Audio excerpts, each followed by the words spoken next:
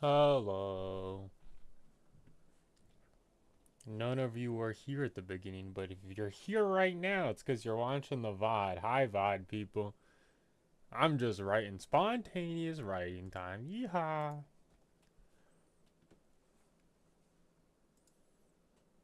I gotta let everyone know now. Hold on.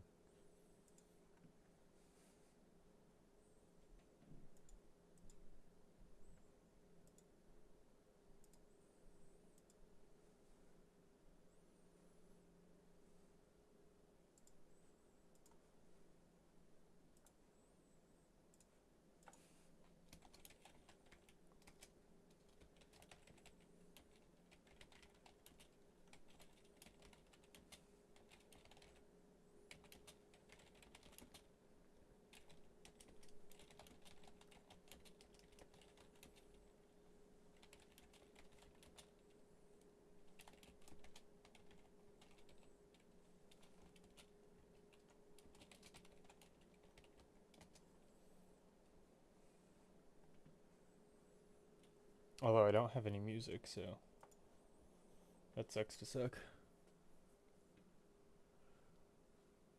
I also need to edit my map, and I was meant to do that beforehand, but I shan't.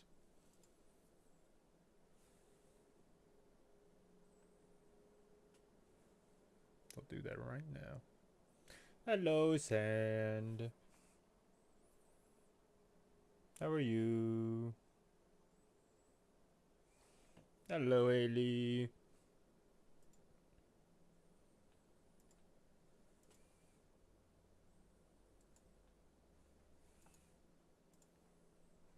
It shall be a semi-quiet one today, as I actually are. I'll be talking out loud as I write, but this will be an actual writing stream instead of last time.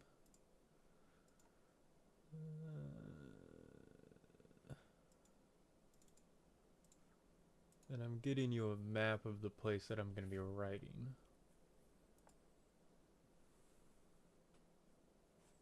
The lioness is Eepy.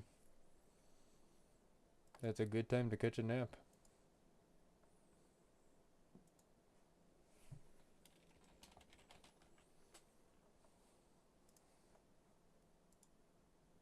Hello, Ayu. Hey, Ayu, this is a great one to sleep to.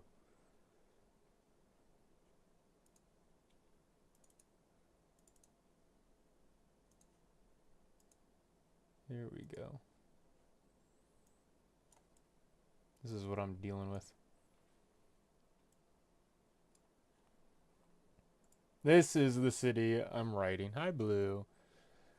This is the city I'm writing. This is Tearsay. Right now, to update you what happened on Monday, my family got word that a country called the Harrison Dynasty, well, no, the country Yozan is falling apart, and they just got back to Emberhold and talked to the Lady Miliel that they were successful. And the Lady Miliel threw them a little dinner, a celebratory dinner, offered her patronage, but before they accepted it, she wanted them to know that the Baroness Legaio Nartis has caught wind of their deeds and also wants to offer them patronage. So she's saying, you should probably hear her out at least. She's sending her airship, which, by the way, is a big deal because airships are super expensive, and she doesn't technically even own it because it was a gift from another city called Edagis that's in the same nation, because Tearsay is a booming trade city. uh, and then, so yeah, so she sent this airship, which is kind of a very irresponsible use of resources. Kind of gave them the first impression of Legaio and Artis.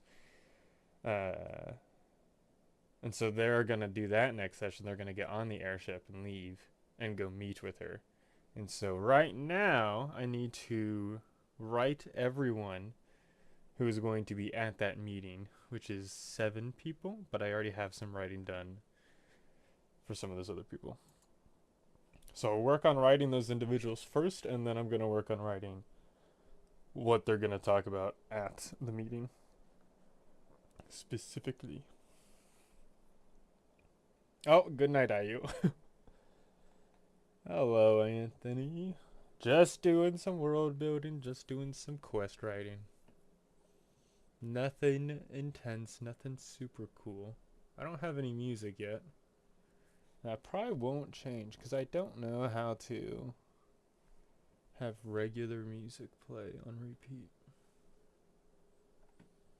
But I need to get a lot of writing done, so I'm going to do that.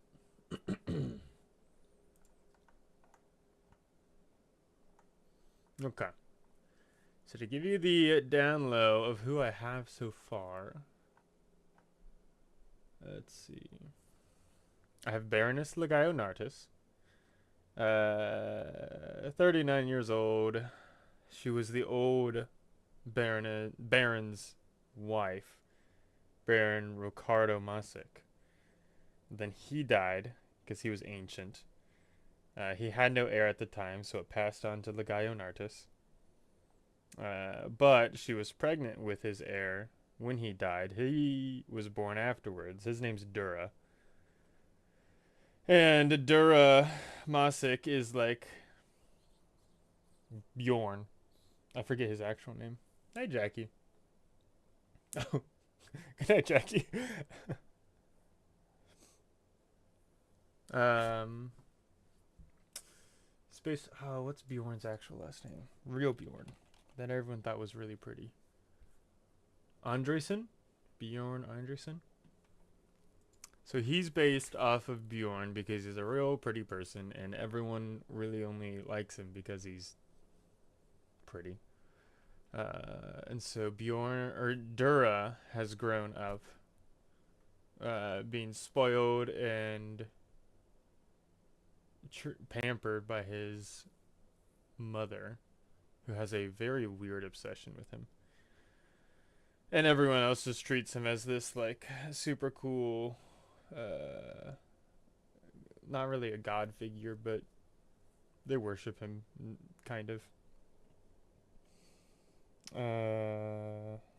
But he doesn't like that because he doesn't like being treated like nepotism, but he can't do anything to stop that. And so he's just kind of this puppet that everyone thinks is going to inherit Tearsay.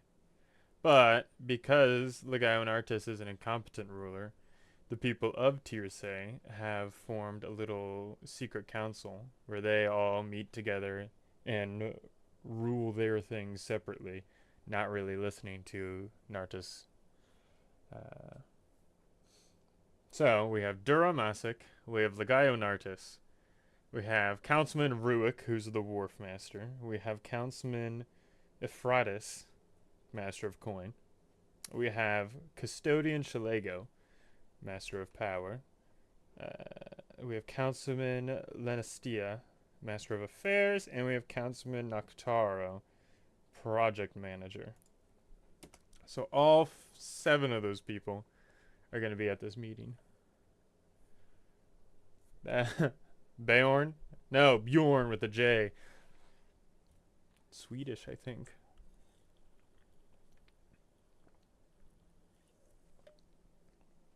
So, Shalego's the only one that I have written. She's a custodian, which is a rank of military. Master of Power really just means that she controls this town's garrison. It's 5 sentinels, which are like captains. Then all of its sentries, which are the soldiers. And so she's just the enforcement, the security, should you will. So I need to write the other councilman, and then I probably really need to go deep into Baroness Legaionartis. So I'll probably go ahead and do that. Pretty sure my phone was listening to me because I'm planning out a campaign for my players. A mix of min-maxing vets and noobs, so it sneaked into my pocket. Well, hello there. Nice to see you. It's technically not D&D. I ran D&D for like 6 years, but then I got tired of D&D, so I made my own system. But I understand that pain because I had one guy who really min-maxed his character and knew how to break the system, while the other 4 were noobs who, even after a year and a half, would ask me what their AC is.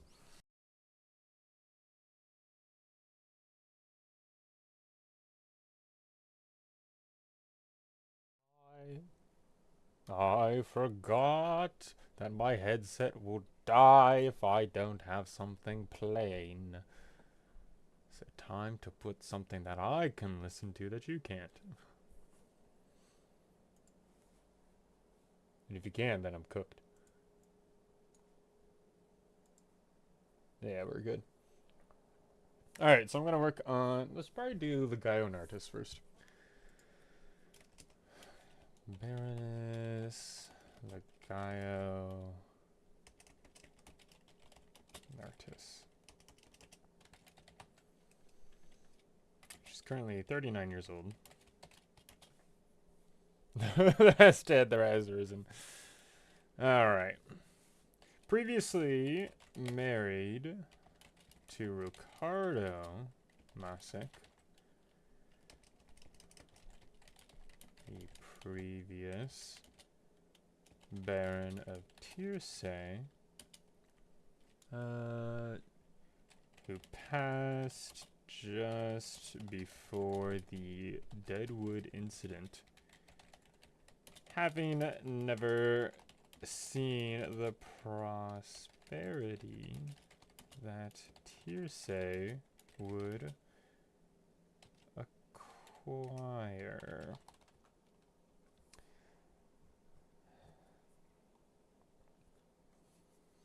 How bad are we talking here? Artillery Artificer with an AC of 21 or Human Cannon level of Game Breaker?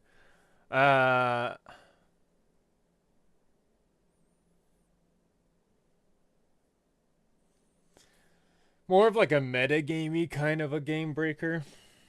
But yes.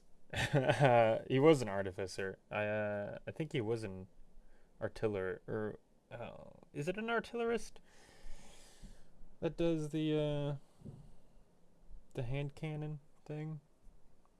Hey, Leah.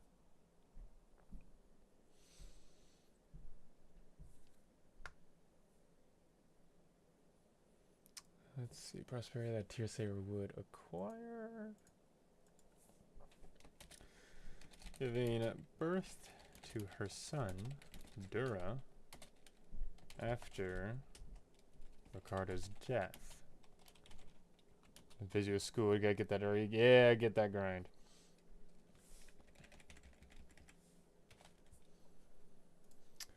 Not quite from grief, but rather pride. Nartis latched onto her son, Dura, claiming obsessed is probably the right term. Obsessed with his youthful beauty. Just called the Cannon Man. Oh. Also, yes, cool. Here's a tip of any lot wanting to do engineering. Don't do fluid dynamics. It haunts my sleep. Oh, that's tough. Physics is always tough. And then mixing it with fluid is worse.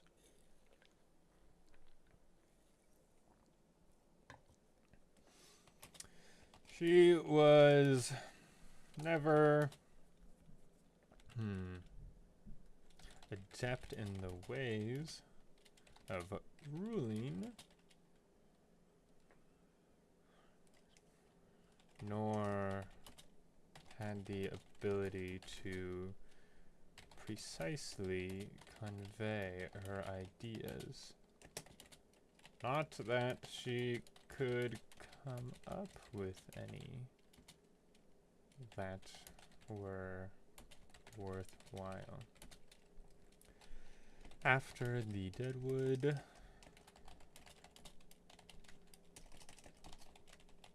incident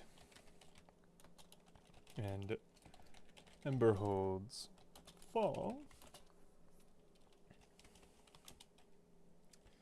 the other cities granted her many gifts as Tearsay's economic value skyrocketed.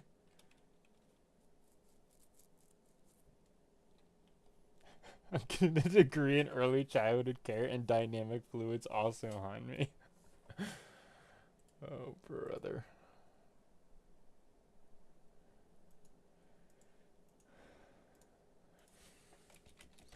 Including an airship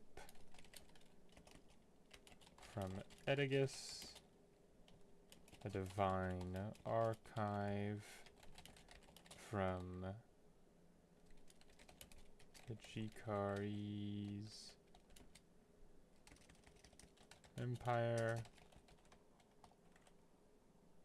Also, this place seems to drop a subject. Thank you very much, Anthony. There will be many more world building streams to come.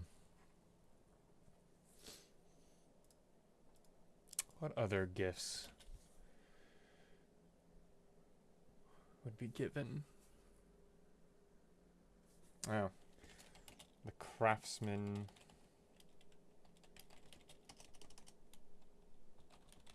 Of Dane constructing the sea gate. Notice never had to do much for her success. Instead, choosing to live a life of luxury and opulence.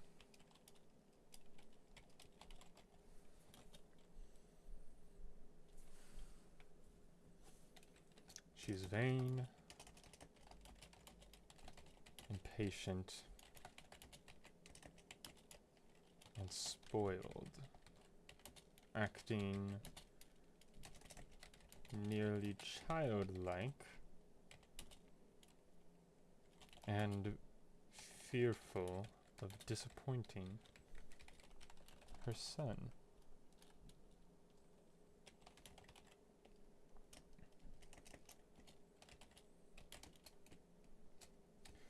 She would do anything to keep Dura happy.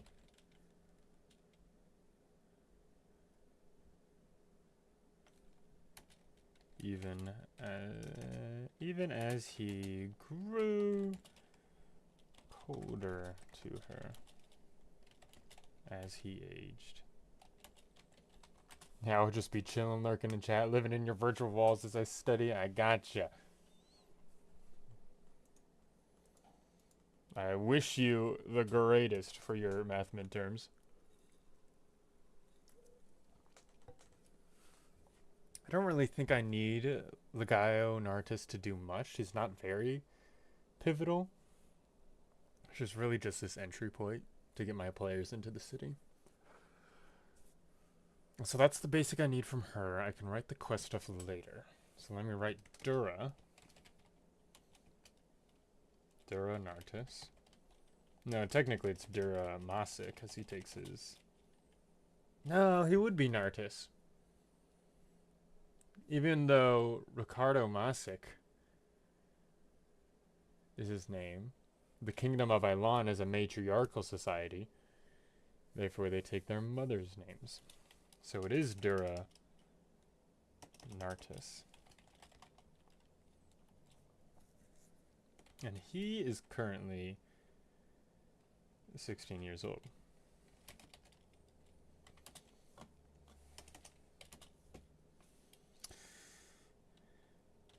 Child of, I guess, Allure. He's a pretty child that people exploit. R.I.P. Dura. Coincidentally, my bottle is empty. Are you living in my walls? Hello. Make sure to stay hydrated, everyone.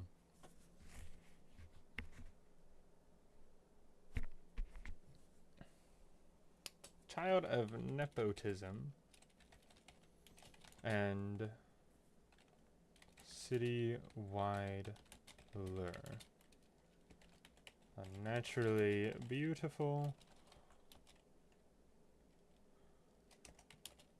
gaining the attention from all citizens of the city,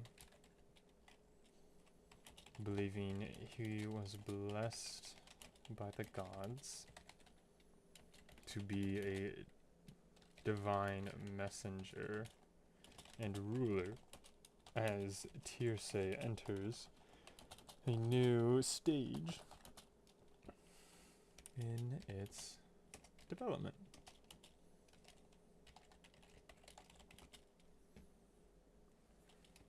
Dara has been pampered by all his entire life.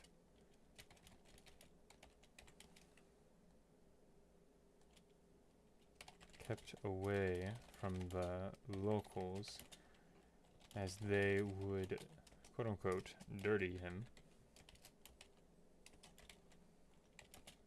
At least his mother believes so.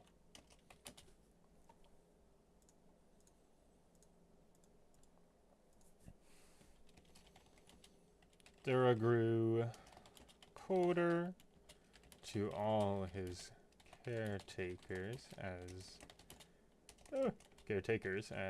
time went on, as they treated him as if a fragile porcelain vase. Right, you should share your typing screen. I can't. Because it's a document of my personal kind. I guess I could do like a notepad.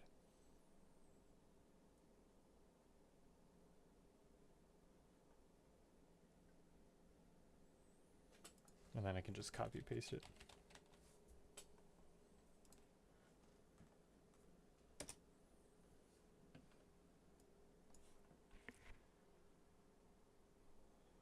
Bad streamer, bruh.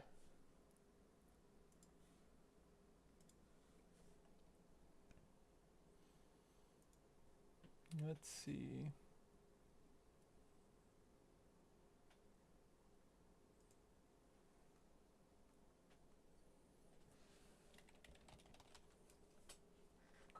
What is this? Let's see. Is this going to capture my entire screen? No.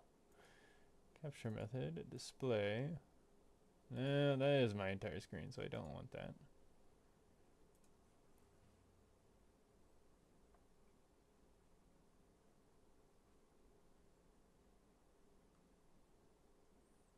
That wouldn't be game capture, would it? Capture specific window. Ah, notepad.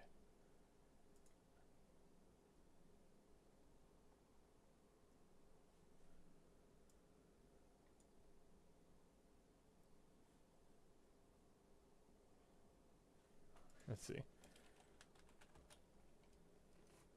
No.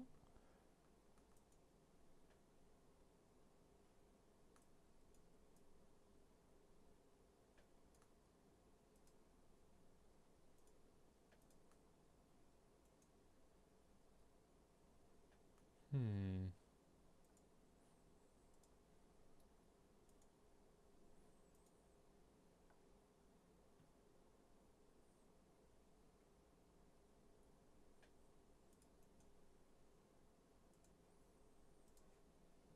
Hello, Lexi. I'm trying to figure out how to capture my thingy.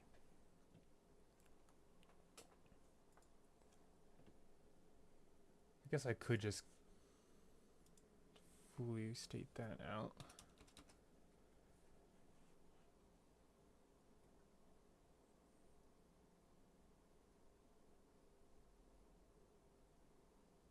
But I don't want to do that. How do I capture this notepad?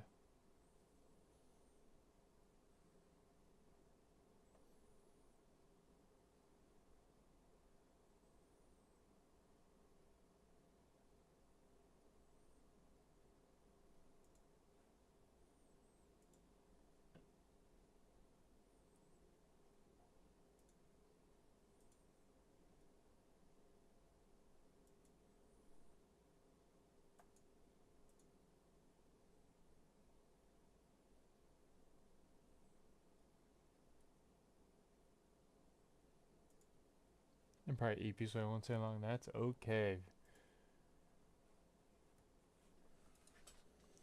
This is a notepad. Please show up in stream. You not put it on the screen you're currently sharing? I'd rather not, because that has my name.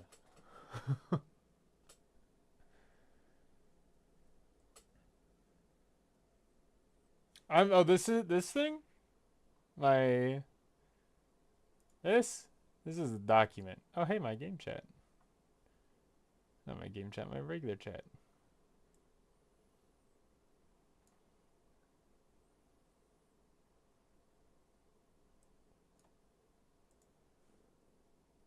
This is just an image I have there.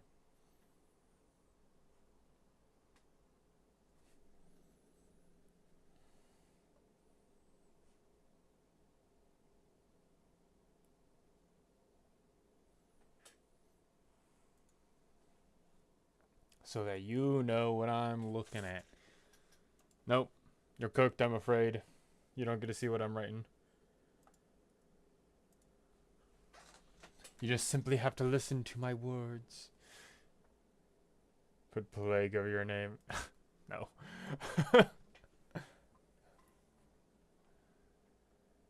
If I could capture just like a tiny section of my screen, I would, but I can't. Which is weird, because I know I could. I had my notepad in a Satisfactory stream once.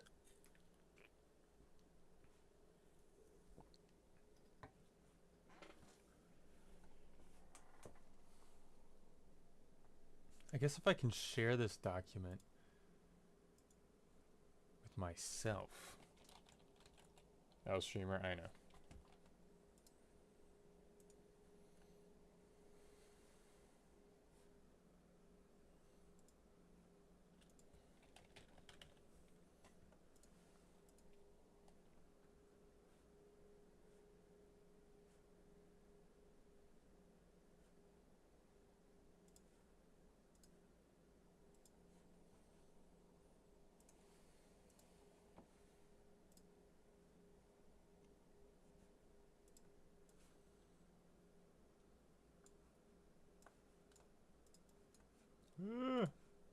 I'm working on it.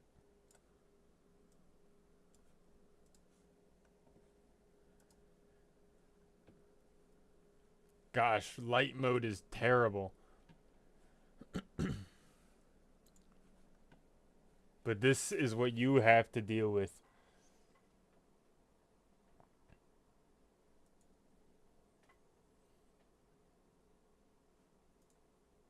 Let me hide this again. Display capture. Do I already have a display capture in here? Ooh, it says to create a TXT file. I'm too lazy.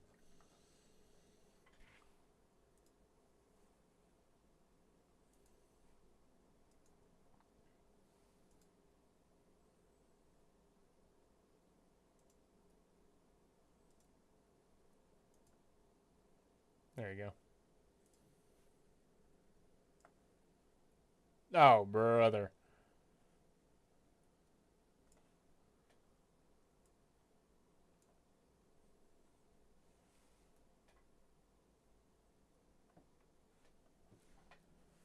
You have to look at this now.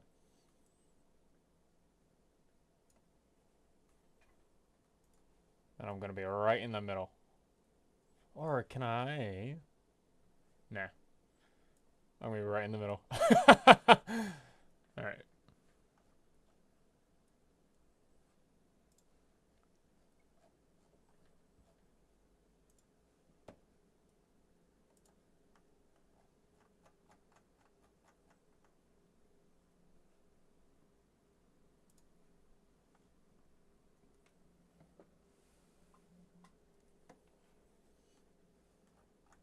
Let's see.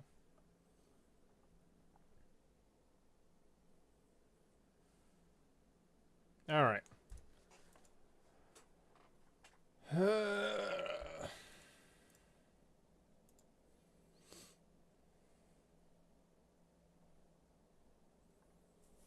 Where was I at after Sand yelled at me?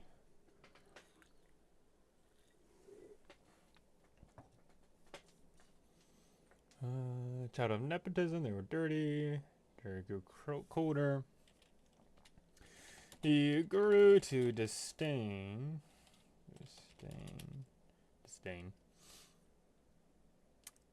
his keepers, yearning for the outside and any opportunity to leave the manor. Is it a manor? It's probably a keep at this point. No, it's a manor. Damn, I took one tray of pastries out of the oven and Sandy's the only one to chat. Yeah. Just saying, graciously made a suggestion to improve the quality of the stream. I'm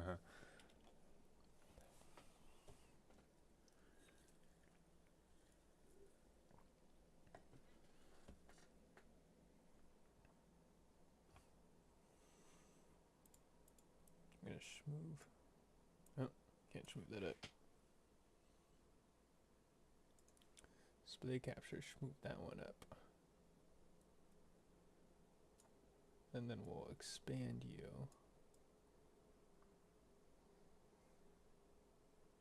There we go.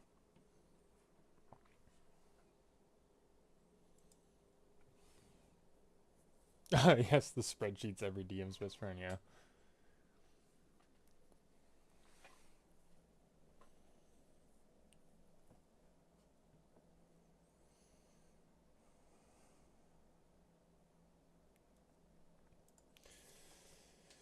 Let's see. Dura doesn't do much. Dura was trained in several noble hobbies. Instruments, singing, calligraphy.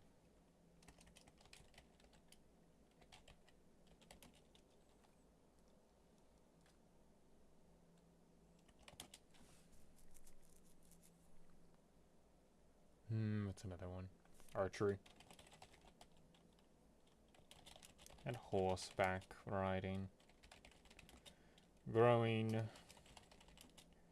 particular with the horses and archery. I'm gonna have a subplot of Dura trying to leave his family and join like a military. Have one allied, two enemies. I want my players to get Dura out of the city, and then Dura's going to go join the military. Because it's the dirtiest, nasty job you can think of.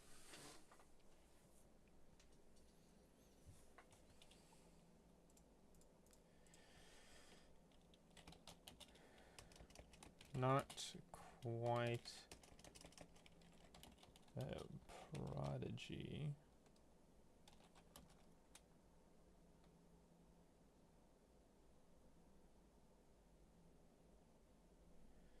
In his hobbies, though, after years of constant lonely training, he has grown quite excellent in his avenues. Though this does not change the fact that Dura is lonely. He is a social recluse and fearful of interactions with the unknown.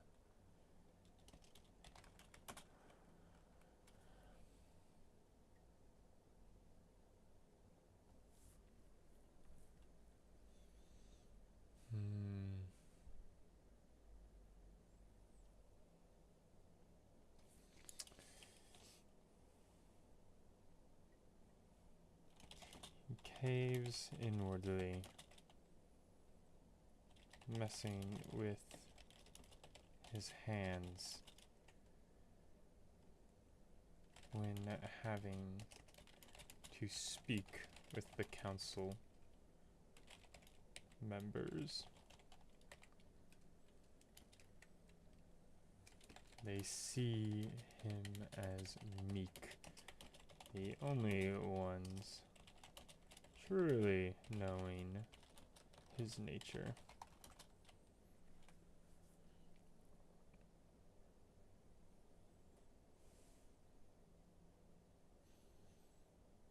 So that's really all we need to know about Dura.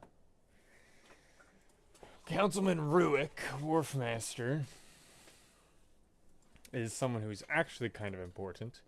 He's one of my antagonists for this quest. I'm going to have 3 antagonists. It's going to be Ruick. It's going to be the Night Hand, ringleader kind of a guy, which is my mafia cartel kind of a thing. And then I'm going to have Ancilla, who is a disciple of Kreddle, one of the 9 original nameless things. But Councilman Ruick is just a pawn that the Night Hand is using to cover up for their crimes.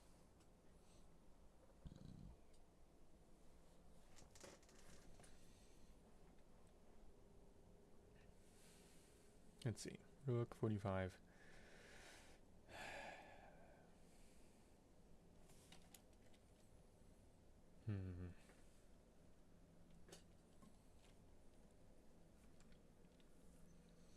How do I start? I guess just barf my words onto the page. A brash and rude man. Prideful.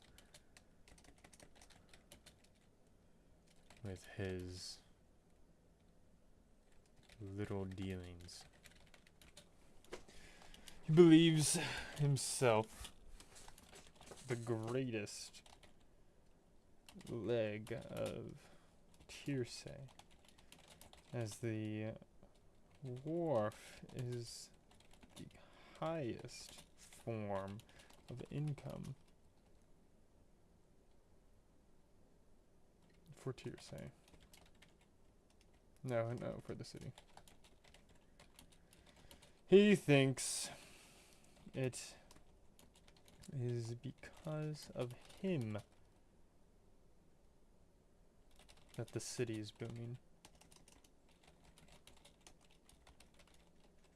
That he organized his wharf, that it attracted the other cities to deal with them more, claiming the Deadwood was not the reason, but something more inconsequential.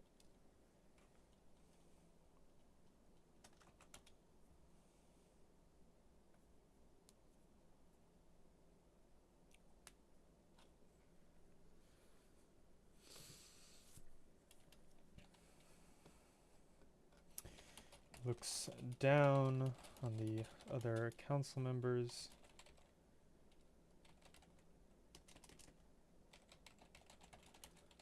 Because the city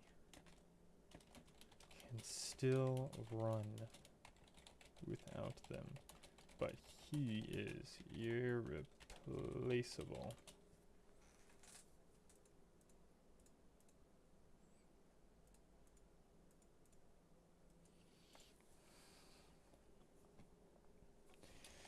He grew up in the wharf as an unloader of cargo. Freight, that's what I was trying to think of. Freight.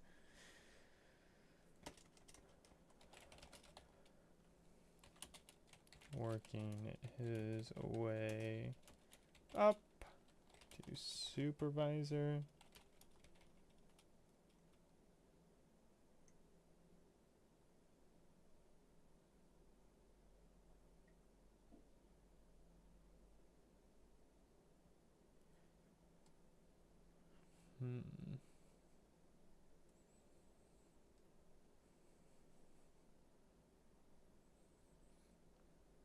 Working it way up to working his way up to supervisor. And as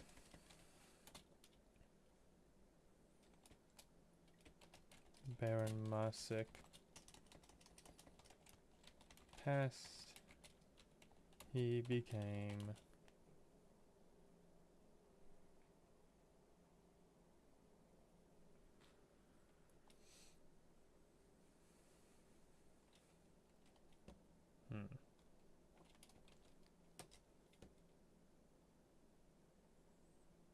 the accountant of the wharf supervisors, joining in the council as wharf master.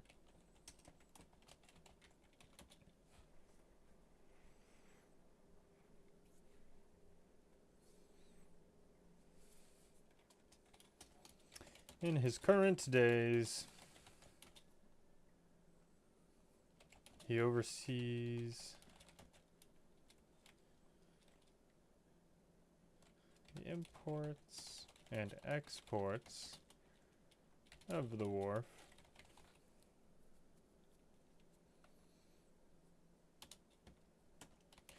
choosing what ships to take in and where departing go to, and what goes on to each ship.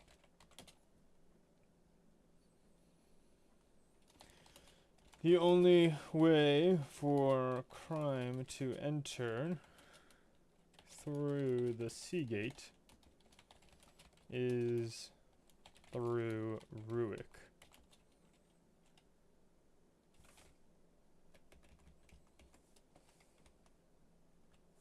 And Ruick, unfortunately, is corruptible.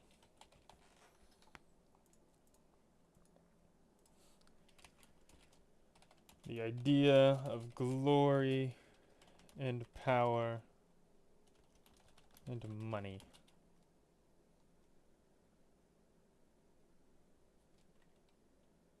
is sunken deep with him.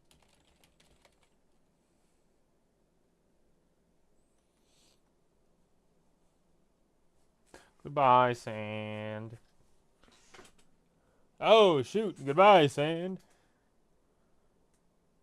I wish them well.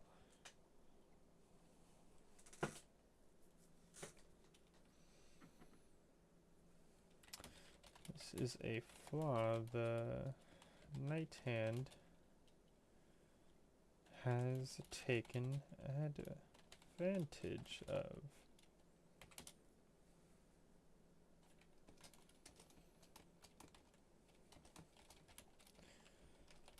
The Night Hand approached him with dreams of wealth and fear. The idea that he cannot be replaced.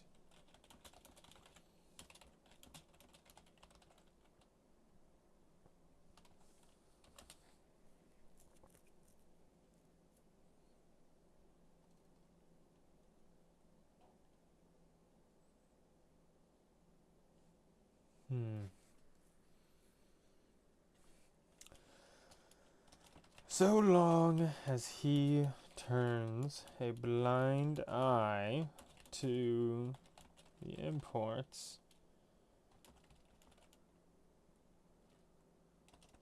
of black ice and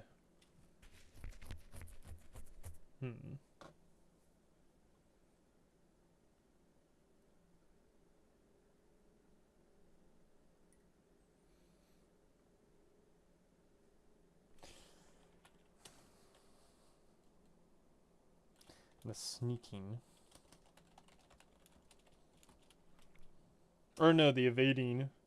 And the evading of taxes on the wharf.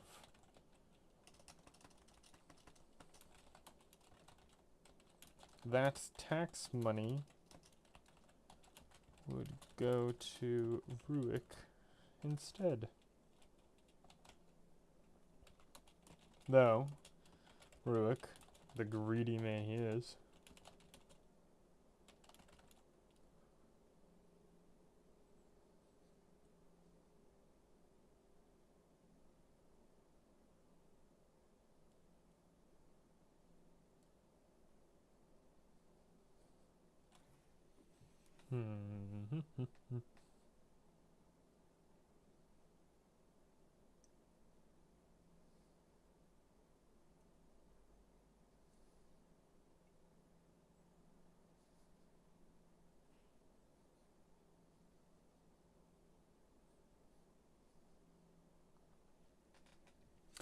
greedy man that he is would raise the wharf tax, the sea tax I'll call it, in order to get more money from the Night Hand. Though, beyond just that, he has influence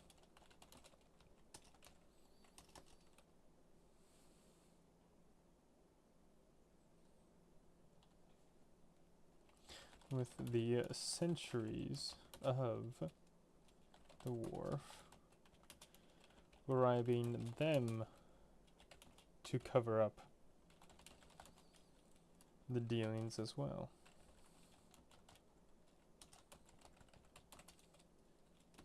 Ruick has 16 centuries that are loyal to him for money alone.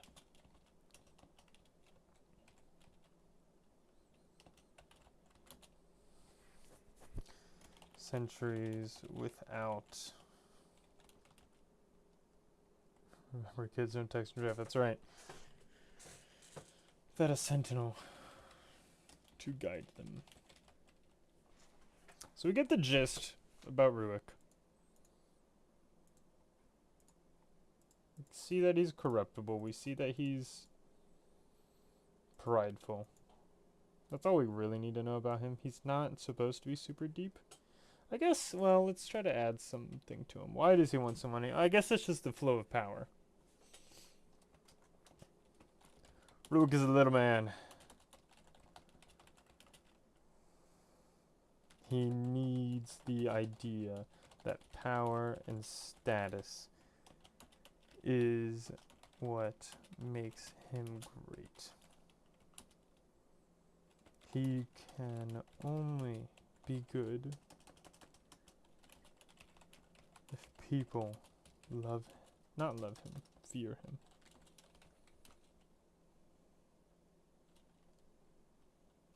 A result of his upbringing with his father.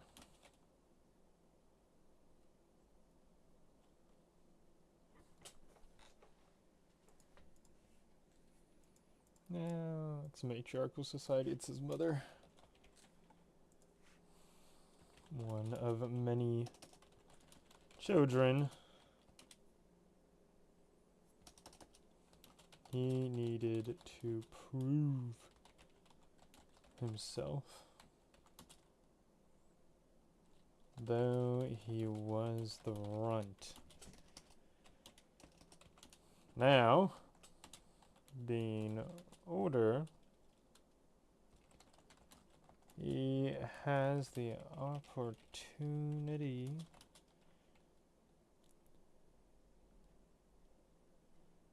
to be the greatest of his siblings. Good night, Lexi. Thanks for staying.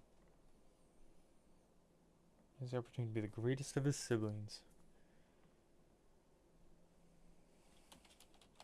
even though the rest have outgrown that rivalry.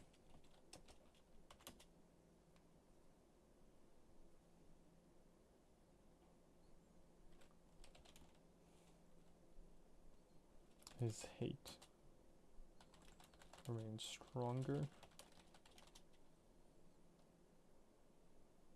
than than what? Than childhood dreams? Than childhood. What does his hate remain stronger than? Is it hate? It's not hate. His childish nature overrules reason. So there's Ruick. We already have Shalago here.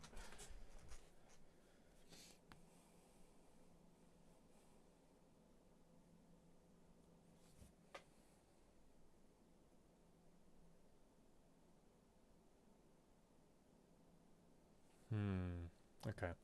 Master of Coin. Ephratus is just an accountant. I don't want him to be totally nothing. How do I make a treasurer something?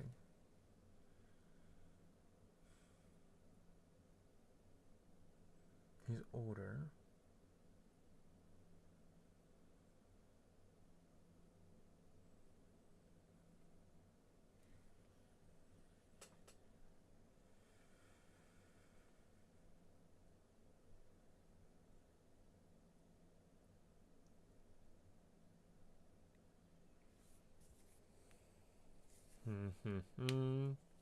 Oh, I should probably write how Ruick looks.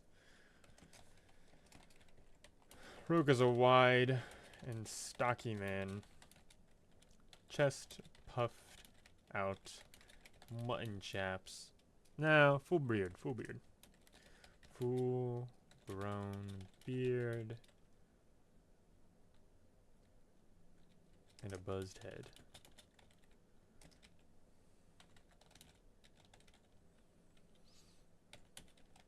He has facial scars from sunburns.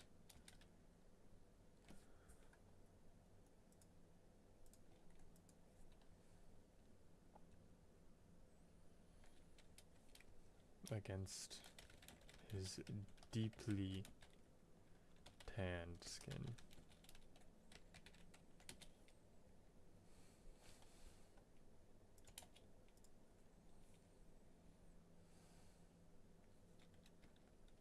Dull green eyes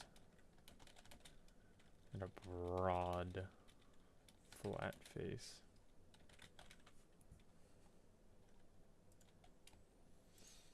Let's see. I think Ephratus would hold himself looking noble, but still being a passive person. But no, do I want passive? Do I want him? It's stereotypical to just make him a nerd about math.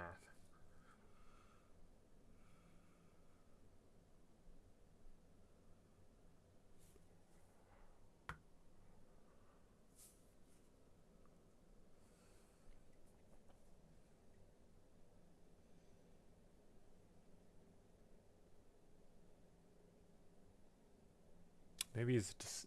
No, I don't want him to be mean.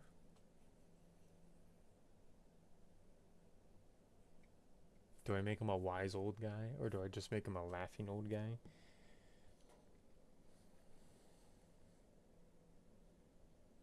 I want to make him keen. I want to make him smart.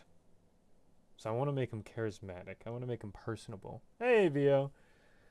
I want to make him personable. So he knows how to talk to people. He knows how to make money off of people. He's a salesman. He knows money more than anyone else because he knows people and he knows what people spend their money on. Okay, I understand. Rook, not Rook, Euphrates. Euphrates? No, it's Euphrates. Councilman Euphrates, Master of Coin. An outward visage of a jolly man. Thin like paper. Easily broken. He walks with a cane. And braces on his legs. Now he refuses help from anyone who wishes to walk with him.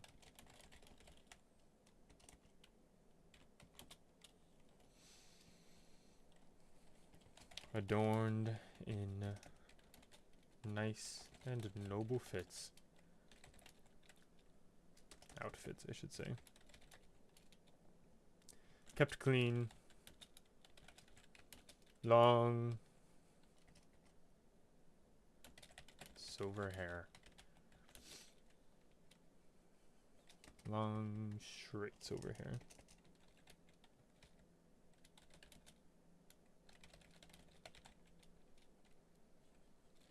That glistens. Glistens is not the word. That shines. Shines in the sun. An echo of a once proud and honorable man. Though never quite powerful with his body.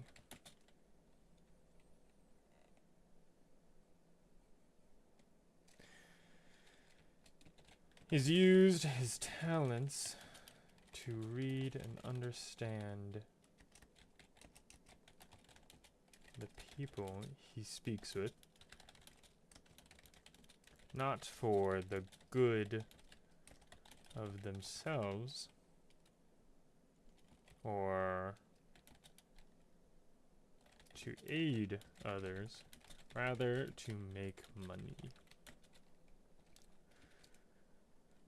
To earn coin is to earn.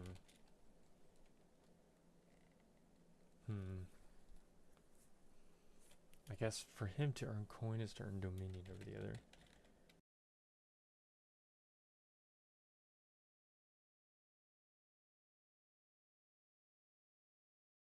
One he is speaking to. A prideful goal of his, though harmless. He would never cheat someone out of their money and always produce what was promised. Now, ascended to councilman.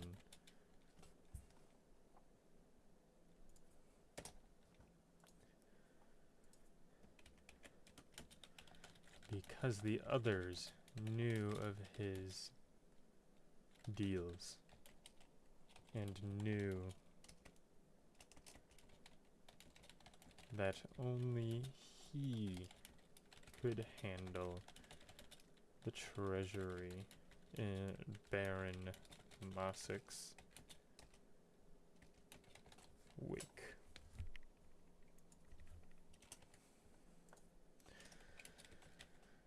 Now it is he who makes deals with other cities for grander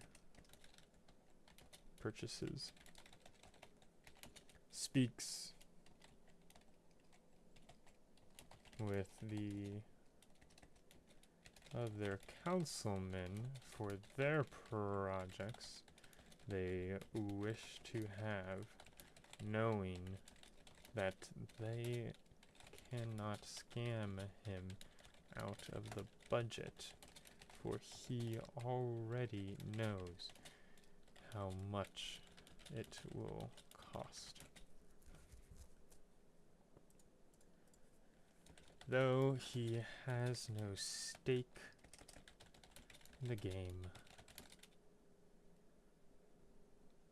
plain politics is enough for him. A devil's advocate.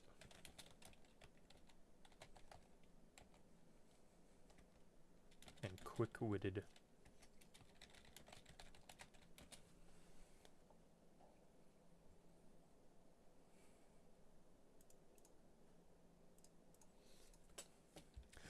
He always tries to learn the other in a conversation, to study them. I'd ask you what you're writing, but I fear nothing will stick in my brain right now. Basically, I'm just writing the council members of a city because my players are about to go interact with them.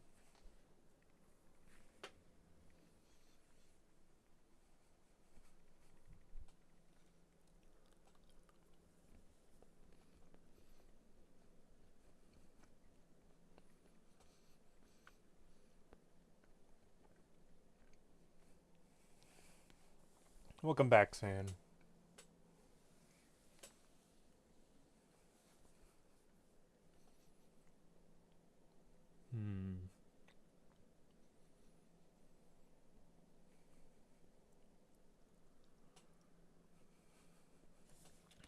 Fratus is loyal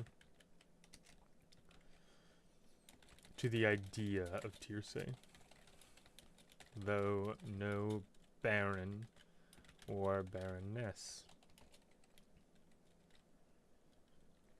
can win him. All he wishes to see is growth, whether that means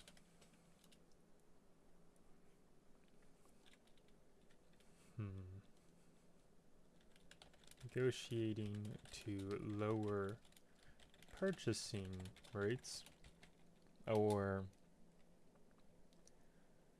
making deals with the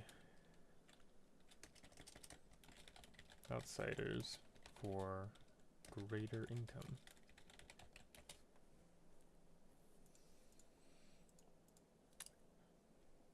So there's Fratus. Fratus, from what I've written, already knows that Ruik, there's something wrong with Ruik then, because Ruik's messing with the money, and he has stuff that he shouldn't. So if Fratus is going to catch up on that, but we're going to write that in the quest line instead. So let me go ahead, add that council member affiliations. Ruik looks down on all. Fratus is suspicious of Ruik due to his sloppy ways of gaining income with the Night Hand. Hello, Cork Attack. Currently, I am writing the council members of a city that I've got world building. Let me bring up the city. Boink. As my players are about to go have a meeting with them. So I need to write how all these council members think and act as and what they're going to try to get from this meeting as they encounter. What's your suggestion, Sand?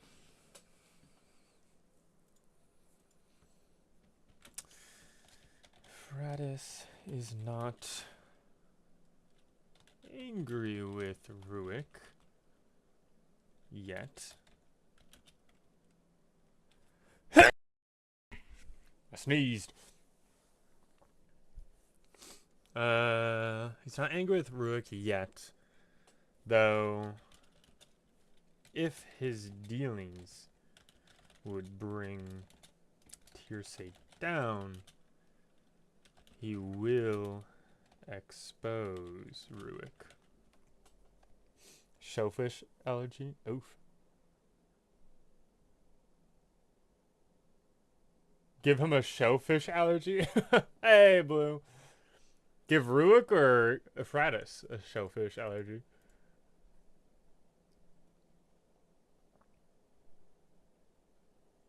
Yes.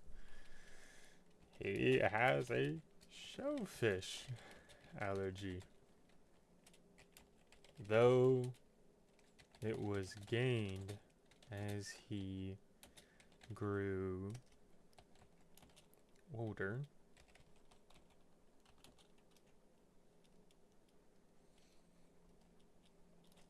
And he still yearns for it. Alright. Lenistia. Lenistia? Lenistia. I think Lenistia. Lenistia. Okay. Lenistia, 59. She's the master of affairs. That means she deals with other cities, other nations. She's the ambassador and the representative. How is she like? Why would she do this? Where'd she come from? I think I already have something written about her.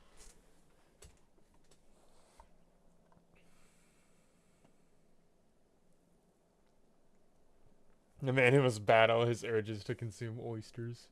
True.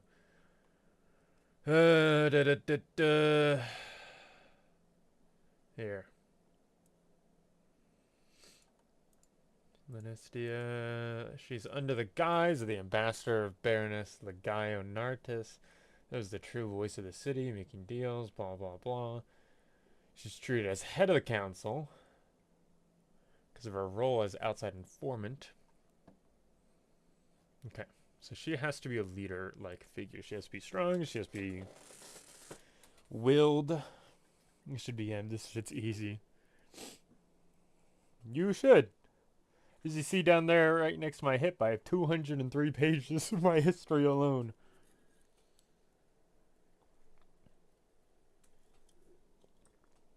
But it is fun. Everyone should be a DM at least once.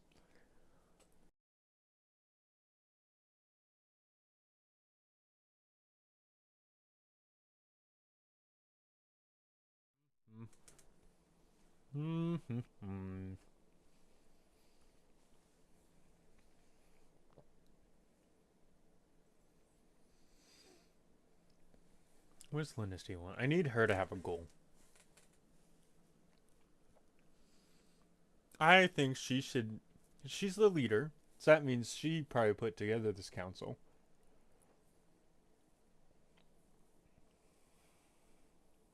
So that means she doesn't like Nartis. Or she doesn't like Legaio.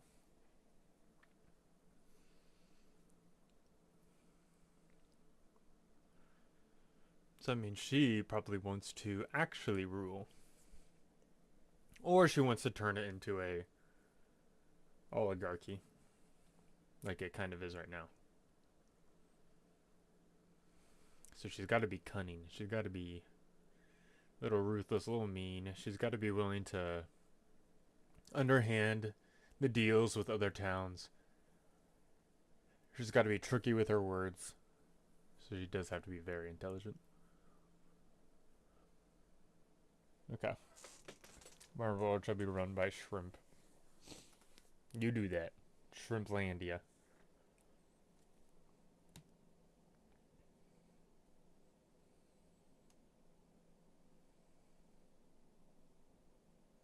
Okay.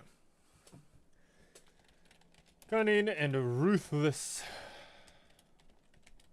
under a mask of mother-like guidance. She knows how to bring others to the ideas that she wants, making them believe that it was always their idea.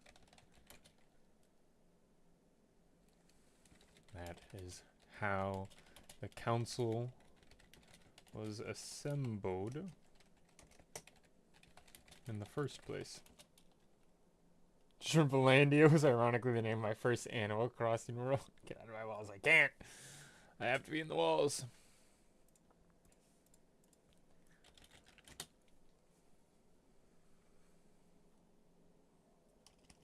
Why did place correct to palace?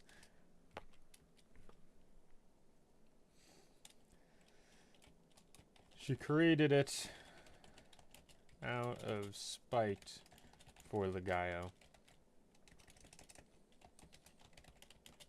Hating her way of selfish ruling.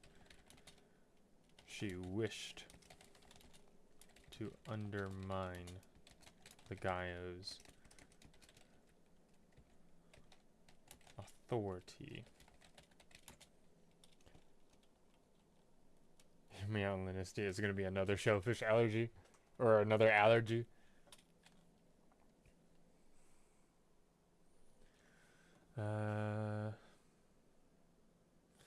Though, speaking with Legaio, it was her idea, after all, to make a council. That way, she wouldn't have to work as hard. I know, I just want her. Oh.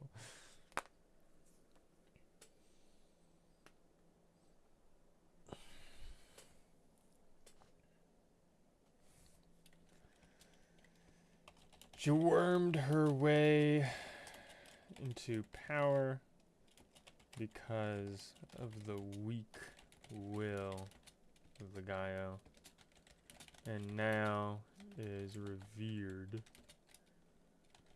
as the council head. She still has her affair dealings with Dane, Edagis, the Jikaris, and Havensport. Even Bowersport.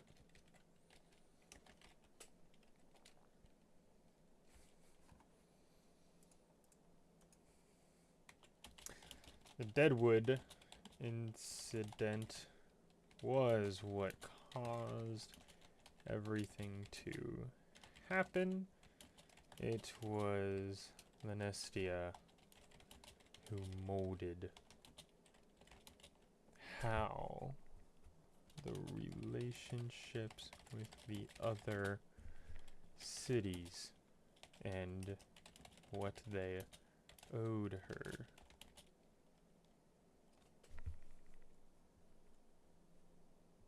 I've returned from the fracture world of math and have slain 3 sections of the practice paper. I have witnessed Zandy's return. Welcome back, Anthony.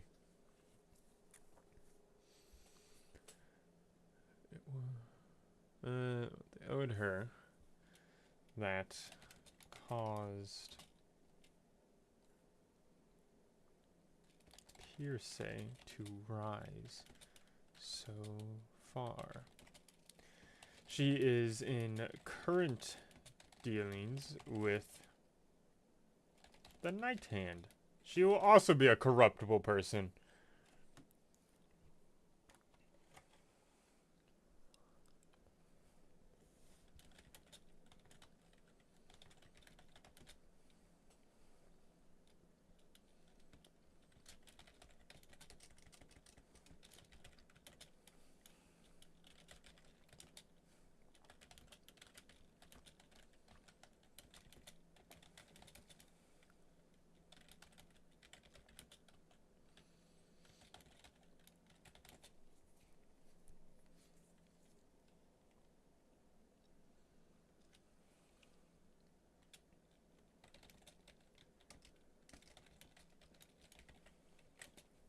She's going to deal with the Night Hand in order to get Legaio assassinated, but she wants the city to be rough and weak before she dies, so that way Legaio can come and sweep it up, make sure everything's great.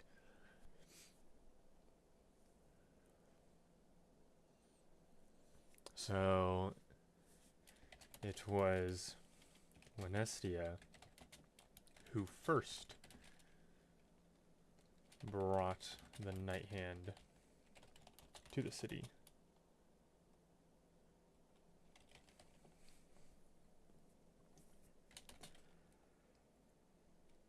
Using...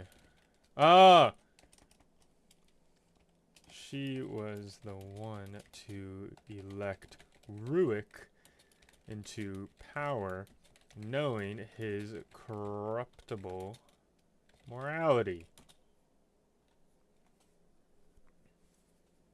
Though Ruick still believes it was he who began the Night Hand here, and damn, I heard that light bulb. Yeah. Damn, lots of corrupted officials. If only there was a certain deal maker running around looking to spread their influence by exploiting the sins of the weak-willed.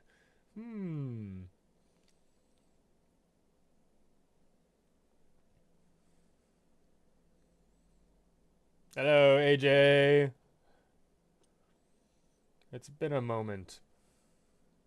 Rook still believes that it was he who began the Night Hand here, and he is the ringleader of this.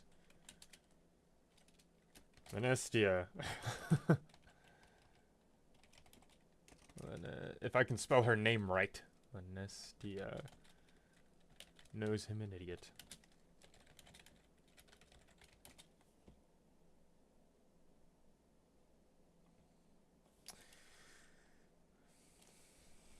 I'm just gonna chill here. That's fine. It is a chill stream, and it is low energy.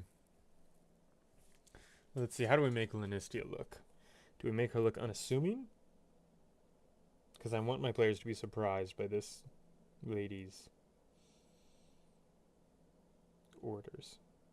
She is cutthroat.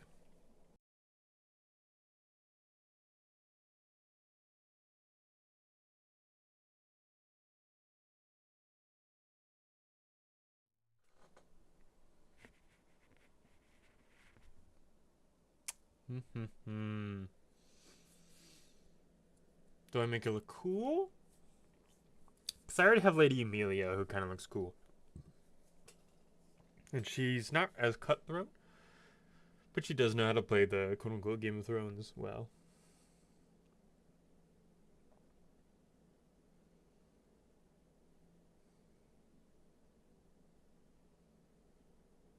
Do I make her boring looking?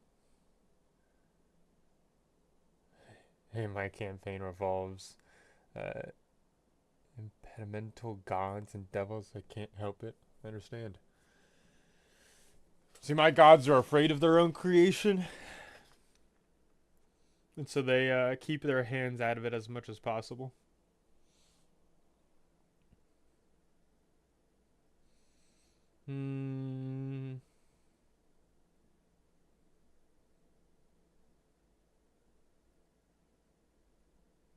Maybe I just make her a real one. Maybe I make her likable. Maybe I make her... not lovely. But like, you know, the good coworker who makes fun of the customers. This becomes a book, I'll read it. Just a D&D campaign.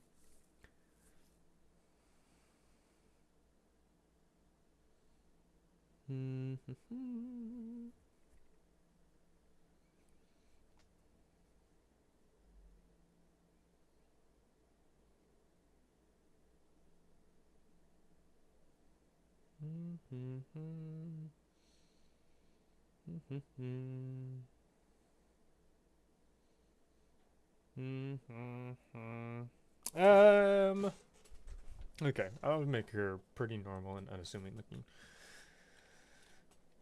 Light brown hair. Held back in a long braid.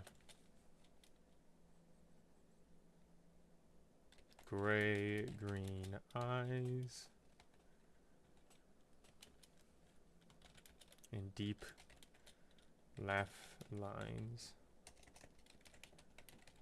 on her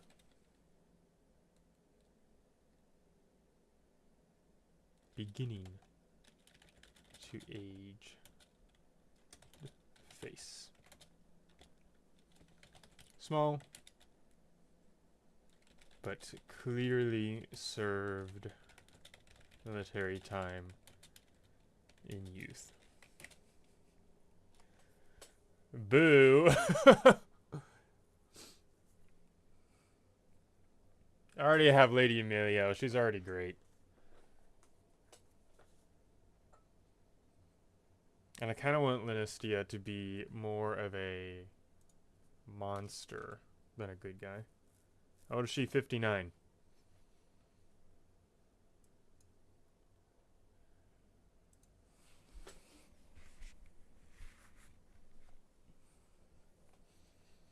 I want her to be a true politician.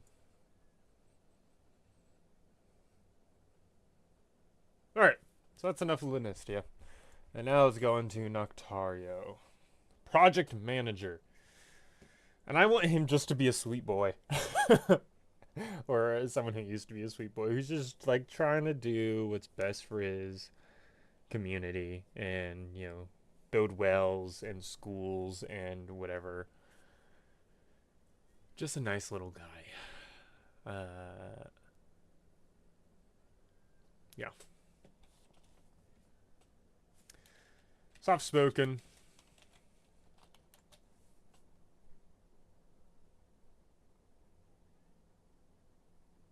What race or was Sandy speaking facts about a living isopod? Huh?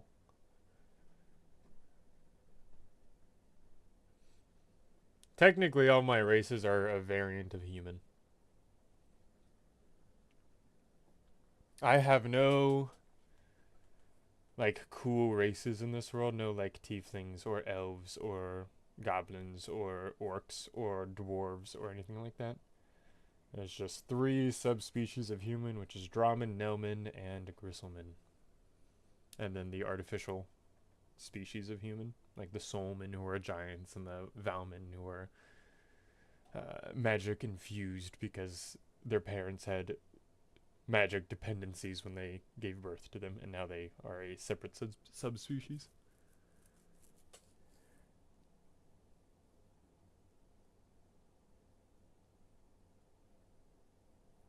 And Sandy's the isopod, our local isopod. I'm the rat after all. Oh, one moment.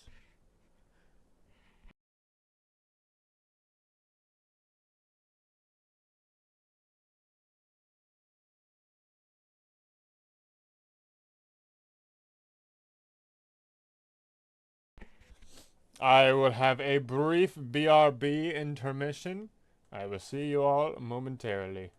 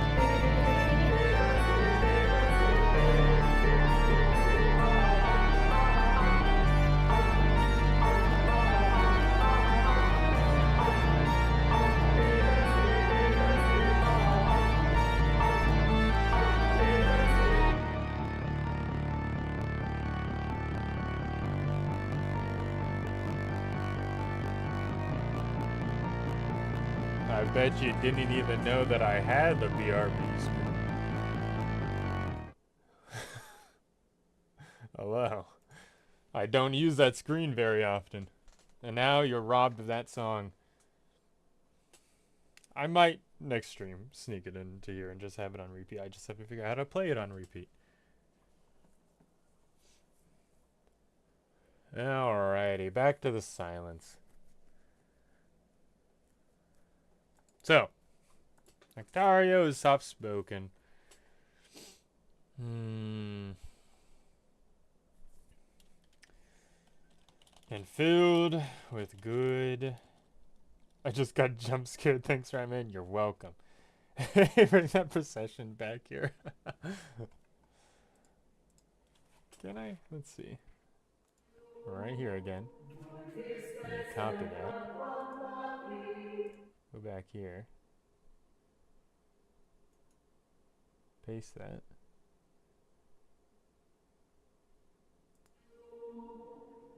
There's that.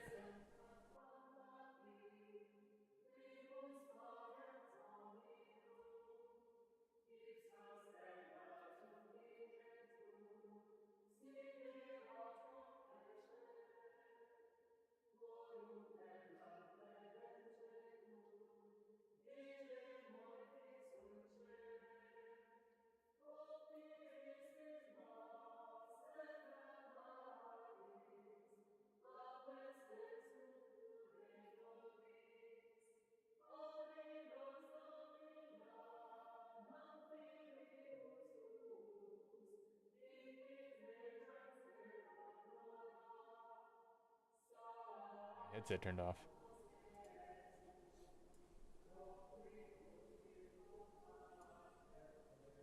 There we go.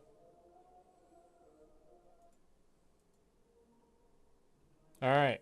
And now the song should be playing,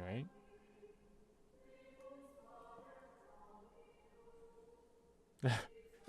Absolute cinema. It felt strange hearing the song and not seeing Plague dancing.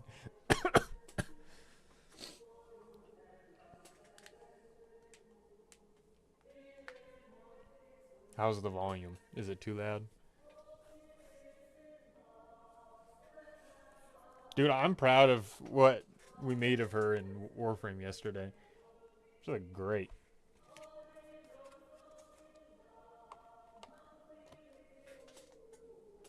It's not, it's perfect. Great.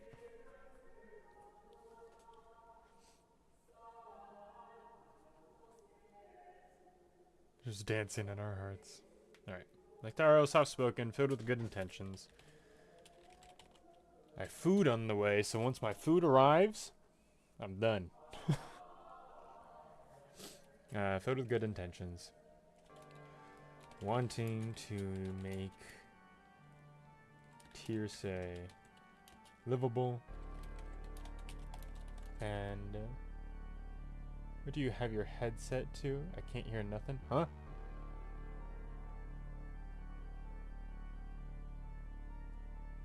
What do you mean?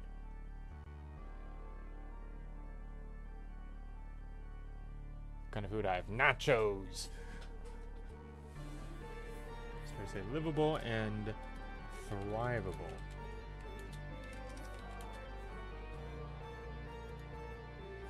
What? Thrivable is not a word? Too bad. Raymond, where's your spice tolerance? Like a 9 out of 10. I love spicy food. He was the one to place wells in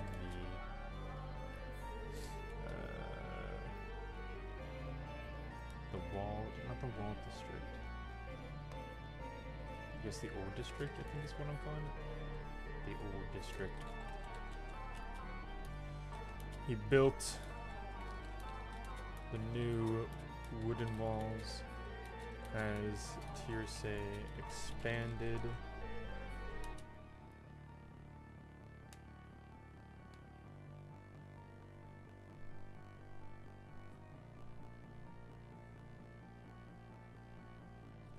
Listening to this while playing Enfield is a unique experience.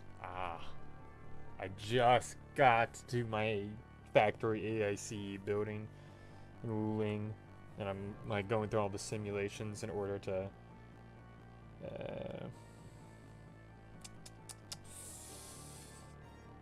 gosh, I can't remember. In order to learn like the fluid dynamics of it. Peak game. As Tearsay expanded. Nice, my man eats his stuff seasoned. Nice.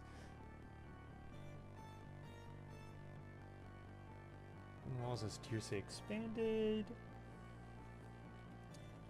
And paved. The roads of the walled district.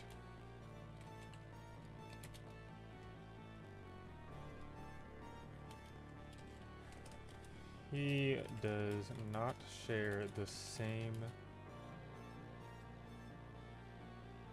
hate that the rest of Tearsay does with newcomers, thinking that it is they who cause the city to grow. Though he has no prejudice with any groups, walled or wall old and outside alike. He was recruited to the council because of his honesty and love for the town, knowing that it could only be he who could organize what the city needed as it grew.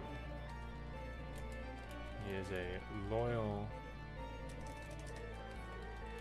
follower of Venestia, though he does not know her crimes. He feels responsible for the influx of the Night Hand, as he knows they hide in the sewers that he recently funded, though he has been told to keep that a secret, as it would cause panic to those in the city.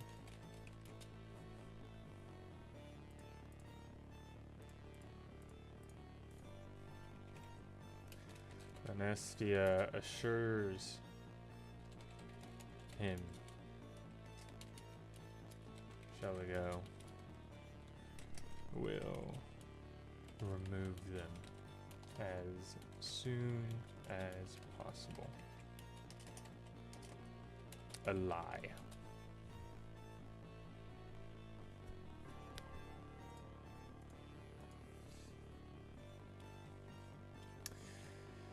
During council sessions, he only votes with Venestia because his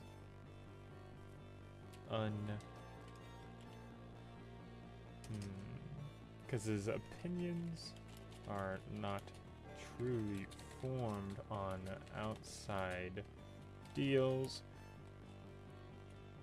going with what is told of him. Only opposing when it harms its citizens. Alright, so we have Noctario, we have Lenestia, we have Shalego, and we have Euphrates, and we have Ruick. And then we have the Gaio and Artis, and we have Dura and Artis. We have the 7 members of this pseudo-council. Let's see. Shall I go? Let's see. Okay. So the council member affiliation, Lenestia.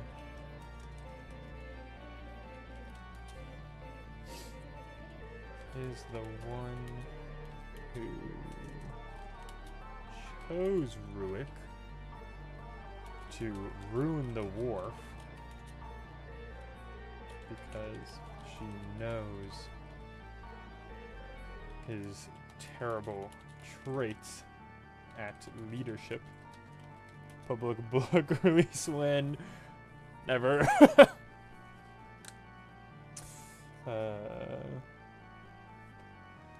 Thus, she tolerates him, but does not interact. Because she finds him annoying. Noctario and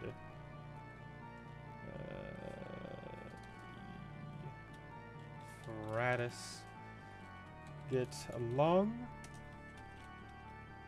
as Euphrates sees honesty and good nature in Noctario, while the others are too far down their selfish paths.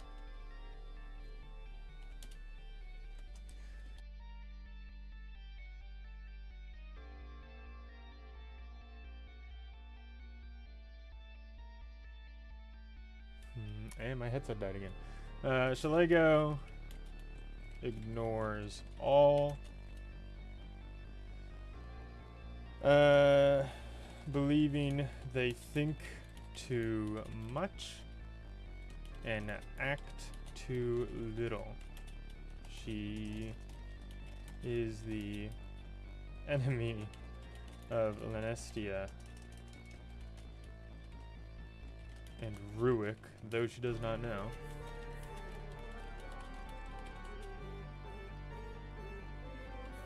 Euphrates shields her from Lenestia.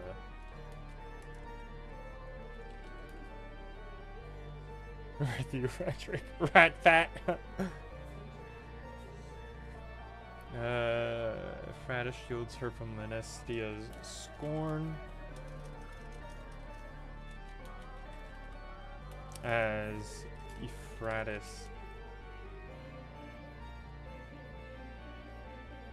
knows of Lenestia's crimes. So why does Euphrates not rat on her?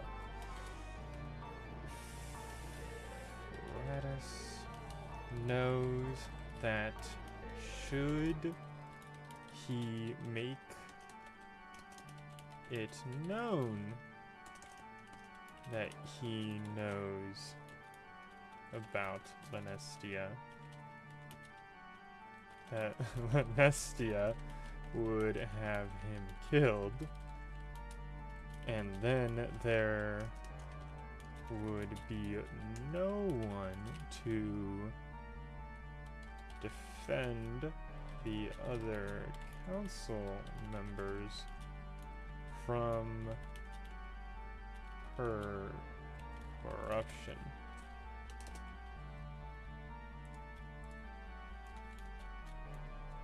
So maybe Euphrates is the one who's actually trying to get the party here. It has enough lore and pages. There's a lot! When did you start this project? It's quite impressive seeing your work. I started this. We've had our 33rd session the other day. And I wrote for a year before that, so I'd say 18 months? Hold on, let me go to this screen so you don't see what I'm looking at. just in case. Can I see when this was made?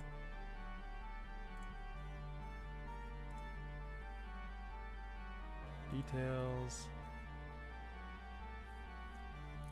March 31st, 2024. Oh, so almost 2 years.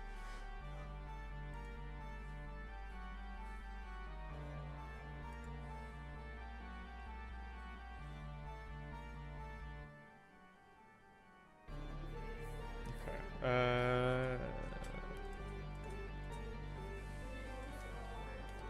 Euphrates went to Legaio.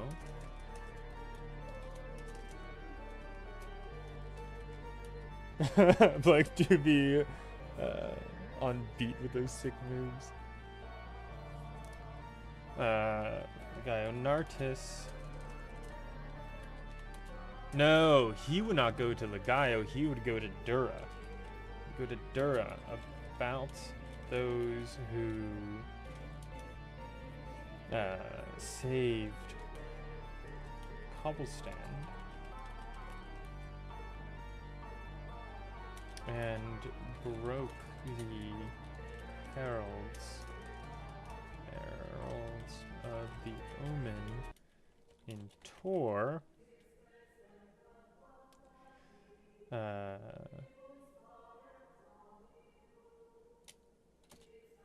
Asking if he would like to meet them. That if he would, Legaio Nartis would bring them because she is I don't want to say swooned with her son, but it is an unhealthy obsession with her son. Because she is obsessed with her son's happiness and is not blind to his recent dislike of her, desperate to make him happy, to make to win herself some points,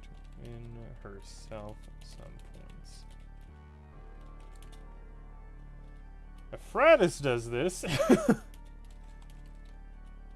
in hopes of the party finding out about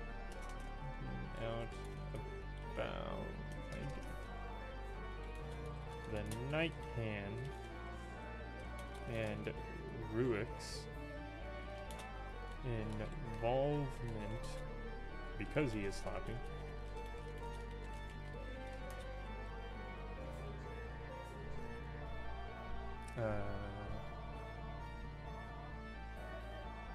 Not thinking that it'll get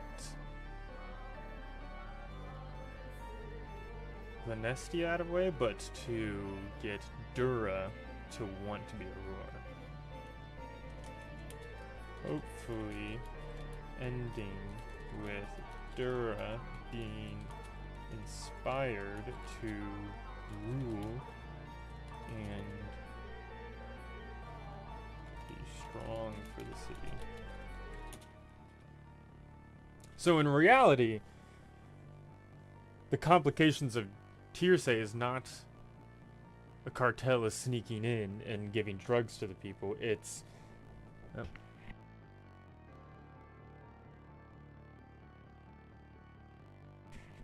it's more Euphrates versus Lanestia.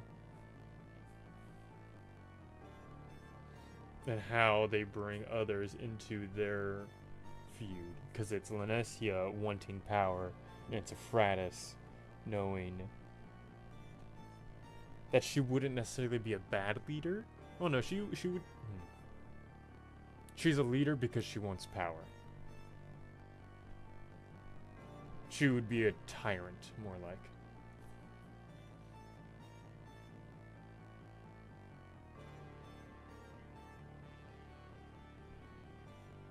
So,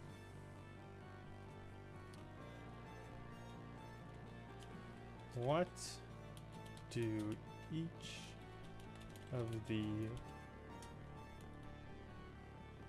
members on the meeting with the party want? Dura, the Gaio, Lenestia, the Fratus, Shalego, Noct, Tario, and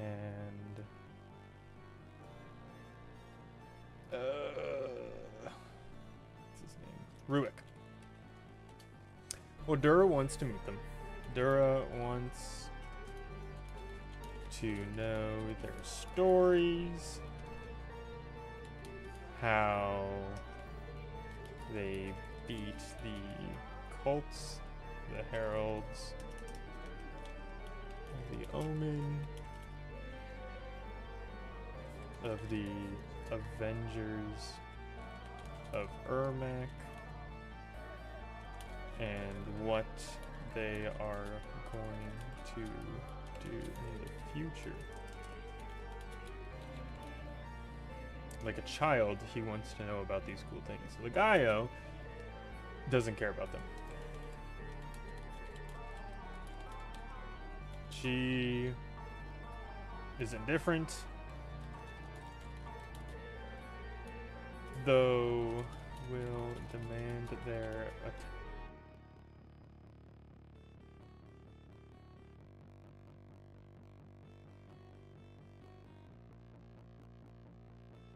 attention to Dura because that's what he wants. She will interrupt them. She will offer patronage to them in order to keep them around like show ponies, because Dura will want to be around them. Lenestia wants them gone. That all the problems in Tearsay are handled and will come to an end soon. That adventurers are not needed here. She does not want them messing into the business. They are a variable that she has not accounted for, and that she doesn't want to have to account for. They're a stick. They're a wrench. Fratus wants them to stay. Wants them to aid Shalego with the Night Hand.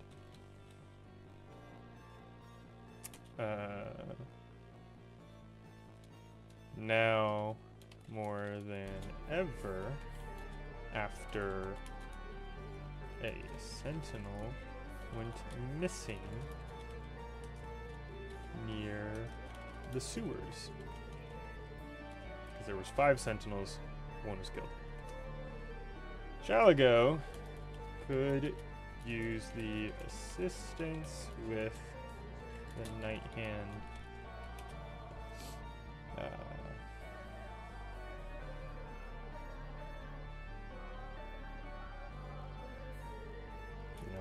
As the Fratus will mention that the Sentinel's gone. What's his name? Burlo. Burlo is missing along with his team. Night Hand is growing more violent. These are all surface level thoughts. Octario, what does he want?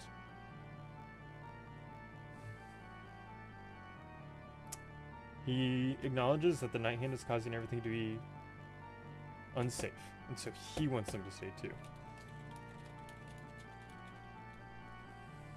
Because the people are unsafe and starting to become wary and fearful, a heroic presence would boost morale. And then Ruick is nervous. He doesn't want them here in this in the city or near the sewers, because that is where the Night Hand is, though he spoke with the Night Hand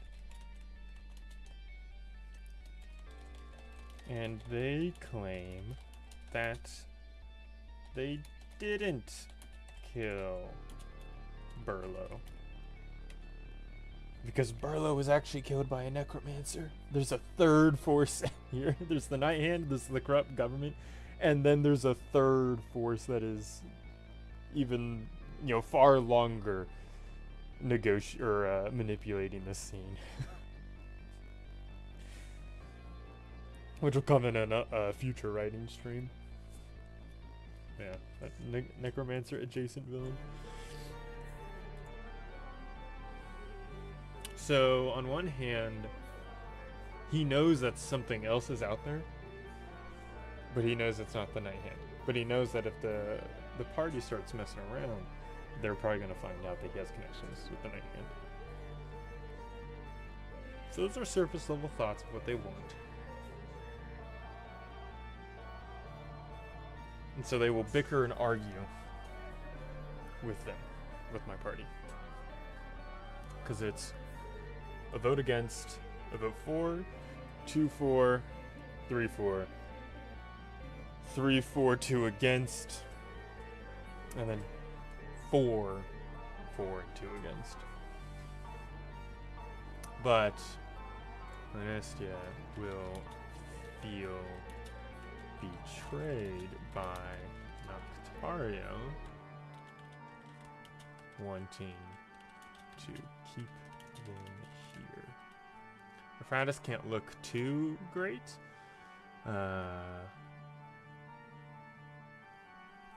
It can't look like he's so desperate that he wanted them here, but will